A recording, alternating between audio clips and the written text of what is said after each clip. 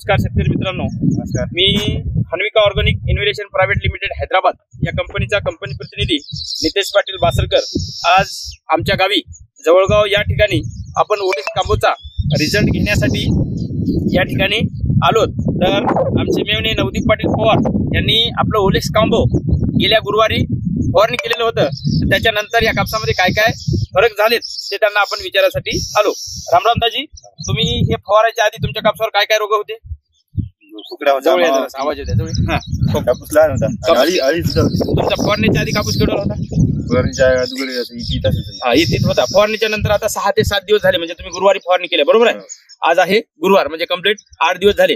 8 दिवसामध्ये तुमचा कापूस सगळ्या ठिकाणी काय झालेला आपल्या डोंगळ्याला आलेला आहे. कापसावर आता कुठं समजा तुम्हाला मावा खोकणा काही जाणवते का या ठिकाणी?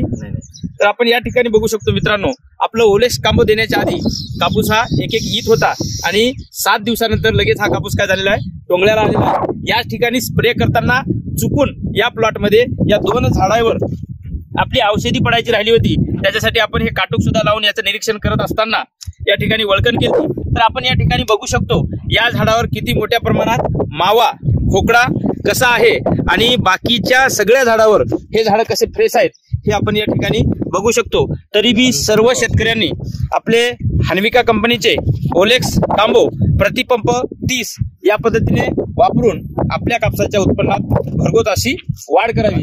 थोडस सगळा कापूस दाखवा दाजी. सगळीकडे आपण काय झालेलं आहे, सारख्या पद्धतीने वाढ झालेला आहे.